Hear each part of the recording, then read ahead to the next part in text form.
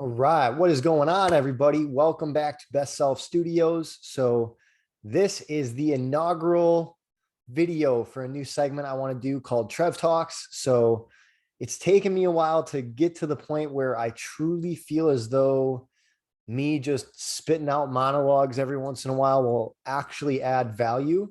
This is something I've gone back and forth on for quite some time, but there's a project I'm working on right now that really showed me that it's not just, ego getting in the way, thinking that the things I'm doing are way cooler than they actually are.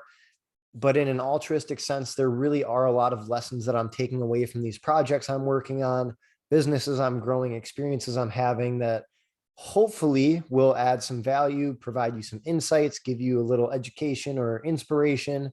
So the first one that we're going to dive in, the first set of topics is going to be around a project that is a couple weeks out now, and it's my first ever solo 24-hour race.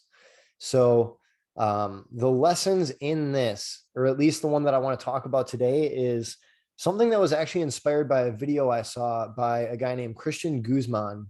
He runs Alpha Land Gym, owner of Alpha Elite. He has apparel. He's got a lot of things going. And he had this video where he said, people like to talk about the light at the end of the tunnel, but no one really likes to talk about the darkness while you're still in it.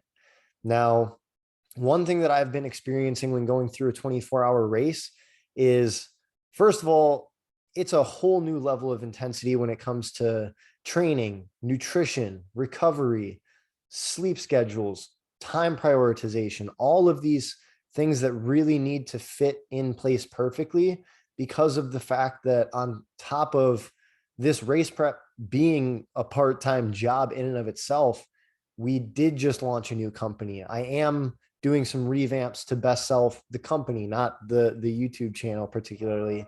There's a lot of things going on that require being able to sit in that dark part of the tunnel, especially right now. This, as I'm recording this, is the last week of really, really intense training before I taper off going into the race. So going back into that dark part of the tunnel, there are two main things that I want people to know. And I'm going to be talking about this in terms of an athletic pursuit. So an athletic achievement, fitness-based, health-based. But what I have found when thinking about this is it really turns into a universal truth in pursuit of anything, whether that be financial, relationally, career-wise, spiritual pursuits, whatever it may be. Plugging these things in, I think, may have some lessons for whatever it is that you're looking to do. Now, first things first, I think the greater the pursuit, the harder the accomplishment, the more true these things will be. So thing number one, sitting in that darkness. Hopefully you have a great support system. So people who are cheering you on, people who are supporting you, people who are telling you positive affirmations and helping you keep on track. But what I've found is, although those people, they're coming out of love and intellectually, they may know and understand what it is you're doing, but there's the intellectual piece. And then there's the emotional sitting in the process of what you're actually pursuing and trying to accomplish. And it's going to feel isolated. It's going to feel lonely. It's going to feel like people don't know what you're going through. Because although I'm sure there's many people who have gone through and are going through what you're going through in your pursuit, you're going to feel, again, isolated. You're going to feel like you're in that darkness. You're deep in a cave, alone in the dark. And really, there is no sugarcoating it. You have to be willing to sit there. You have to be willing to sit in the discomfort of the process and still show up consistently, day in, day out, moment by moment, everything that's on your list. And you have to do it not just going through the motions, but really with intention. So with this training, it's not just going for a run. It's being very intentional about my stride, my cadence, how I'm going to feel at different points throughout this race. With nutrition, it's thinking about what, not just the calories and the macros and all of that stuff, but also what foods are affecting me in what ways. How do I feel after eating an apple before a workout, after a workout? How do I feel intaking different supplements during my runs, during my lifts? How do different stretches make me feel before or after a run? All these little details, you have to be very hyper focused and very present, which can be very tough, especially nowadays with very instant gratification in so many areas of life. So thing number one, part one to this whole sitting in the darkness is just that. You have to be willing to do it, and you have to be willing to commit to the convicted consistency and intentionality behind that. Now, part number two, which contradicts it a little bit, but I find it's actually a bit of a balance, is giving yourself grace for the mistakes that you will inevitably make.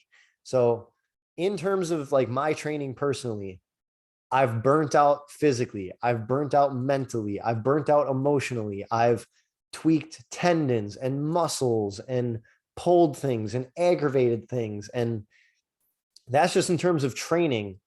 In terms of nutrition, I've screwed up the calculations for nutrition. I've fallen short on hitting my macros or hitting my calories. I've gone off and made mistakes in just about every way you can make. But having the grace, knowing that I am giving this 100%. I really am. I'm being very intentional. I'm working hard to find what works throughout this process, because this really isn't something I've ever done before. And it's scary. It's nerve-wracking. It's anxiety driving. It's all of these things. But going back to just having grace, it's a new process. Failure is inevitable, but failure isn't an end point.